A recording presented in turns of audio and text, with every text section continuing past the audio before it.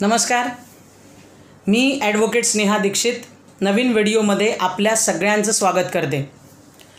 बघा, पिता आणि नवरा या दोन भूमिका अतिशय वेगळ्या आहेत आणि त्यांच्या जबाबदाऱ्या देखील वेगळ्या आहेत।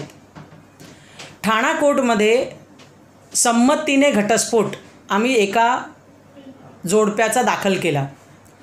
त्यांना ह्या लग्नातनं 4 वर्षाचं एक छोटंसं बाळ आहे। आता कस्टडी ही आईकडेच जाते 99% केसेसमध्ये आणि व्हिजिटेशन राईट्स आम्ही वडिलांना दिले। 2 एक्सेप्शन सांगते, अधिक माहिती देते की आईकडे कस्टडी केव्हा कोर्ट देत नाही।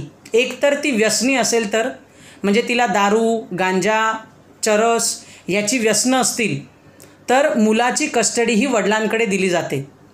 आणि दुसरी गोष्ट असते ती म्हणजे ती जर मेंटली स्टेबल नसेल तर कस्टडी वडिलांकडे दिली जाते। अदरवाईज 99% मायनर जी मुलं आहेत त्यांची कस्टडी ही आईकडेच असते। आता प्रश्न आला की 4 वर्षाचा मुलाचं जे वेलबिंग आहे, त्याचं एज्युकेशन, त्याचं आजारपण आणि सगळं काही, त्याच्याकरता वडील म्हणाले की मॅडम मी 10 लाख रुपये देण्याकरता तयार आहे, फुल अँड फायनल सेटलमेंट। कारण बायको ही चांगल्या पदावर नोकरीला आहे, त्यामुळे तिने स्पष्ट सांगितलं की मला नवऱ्याकडनं 1 रुपया देखील मेंटेनन्स नको आहे। म्हणजे तिथे आम्ही क्लिअर झालो।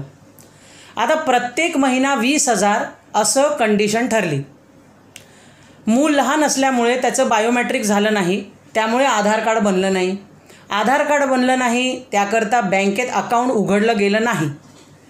आता त्याच्यामुळे ह्याने पहिले 2 महिने व्यवस्थित बायकोच्या खात्यामध्ये 20,000 रुपये जमा केले आणि त्याच्यानंतर ही आधार कार्डाची जी प्रोसेस चालू होती ना, जो काही गोंधळ होता तो 1.5 महिने चालला। त्याच्यामुळे त्याचा काय हट्ट होता नवऱ्याचा की मॅडम मुलाच्या अकाउंटमध्येच मी आता पैसे टाकणार, मी बायकोच्या अकाउंटमध्ये पैसे टाकणार नाही। त्याला मी कितीही विश्वासाने सांगत होते की अरे ते मूल 4 वर्षाचं आहे आणि उगीच भांडणाला विषय आहे हा, दुसरं काही नाही। कारण ना प्रत्येक पित्यामध्ये एक छुपा दुखावलेला नवरा असतो, तो कुठेतरी त्या बायकोला त्रास देत असतो, हे स्पष्ट आहे, अगदी स्पष्ट। तेव्हा मी त्याला सांगितलं की आता टेक्निकली त्या मुलाचं आधार कार्ड बनत नाही आहे आणि त्यामुळे खातं उघडता येत नाही आहे। आता असे त्याने 4 महिने 20,000 रुपये बँकेत भरले नाहीत त्याच्या अकाउंटला। आमची तारीख आली, आम्ही कोर्टामध्ये गेलो। मी जज साहेबांसमोर ही असलेली सगळी परिस्थिती सांगितली। तेव्हा 5 मिनिटाच्या आत 80,000 रुपये त्याने बायकोच्या अकाउंटला भरले। सांगायचा मुद्दा हा की आपल्यातला जो दुखावलेला नवरा आहे तो ह्या मुलाच्या वेलबिंग करता त्याला वर डोकं काढायला देऊ नका।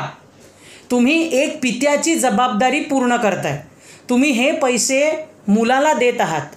किंवा आज लोक आम्ही ऐकतो सांगताना, अरे पैसा तो दे राहू ना, पैसा तो दे राहू ना। म्हणजे त्या बायकोला असं फील होतं की अरे मी काय भीक मागते का तुझ्याकडे। आज त्याची जी बायको आहे तिला उत्कृष्ट पगार आहे, त्यामुळे तिने मेंटेनन्स मागितलेला नाही आहे, परंतु अकाउंटच उघडलं गेलं नाही आणि ती पूर्णतः त्याची शारीरिक, त्याचं आजारपण, त्याचं एज्युकेशन वाईज शारीरिक जबाबदारी तिने घेतलेली आहे। तर तुम्हाला फक्त एका क्लिकवर मेंटेनन्स पे करायचं आहे आणि तुम्हाला भेटण्याची इच्छा, तुम्हाला तर व्हिजिटेशन राईट्स दिलेलेच आहेत, तुम्हाला पाहिजे तेव्हा तुम्ही as per terms and condition जाऊन भेटू शकता। हे इतकं क्लिअर असताना उगीच नवरे आपल्या बायकांना त्रास देतात आणि मेंटेनन्स थांबवतात। बघा, तुम्ही असा कोर्टाने जो मेंटेनन्स तुम्हाला अलाउ केलेला आहे तो पहिली गोष्ट तुम्ही थांबवू शकत नाही। प्रत्येक महिन्याला हा मेंटेनन्स अकाउंटमध्ये गेलाच पाहिजे, त्याला तुमची कुठलीही कारणं चालत नाहीत, नाहीतर तो कोर्टाचा अवमान होतो। दुसरी गोष्ट, म्युच्युअल कन्सेंट डायव्होर्समध्ये तुम्ही जी अमाऊंट रक्कम सांगितलेली आहे त्यानुसारच पिटिशनवर दाखल करून कोर्टामध्ये ती प्रस्तुत केली जाते। म्हणजे त्याच्यानंतर तुमच्याकडे तुमचा पगार आला नाही आहे, आज माझे काहीतरी ॲक्सिडेंट झाला, ह्या बाबी चालत नाहीत।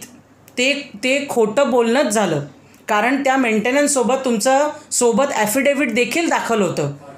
जर मेंटेनन्स नवऱ्यांनी वेळेवर पे केला नाही तर तुमच्या विरोधात वकील अरेस्ट वॉरंटचं ॲप्लिकेशन कोर्टामध्ये देतो. तुम्ही कुठेही पळा, तुम्हाला अरेस्ट होऊ शकते. दुसरी गोष्ट म्हणजे तुमच्या प्रॉपर्टी जे कुठे आहे त्याच्यावर जप्ती येते. त्यामुळे ह्या बाबी लक्षात ठेवा आणि पिता आणि पती ह्यामध्ये गफलत करू नका. एवढंच मला तुम्हाला आजच्या या व्हिडिओतनं सांगायचं आहे.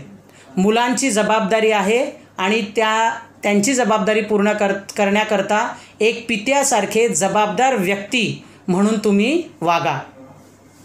धन्यवाद.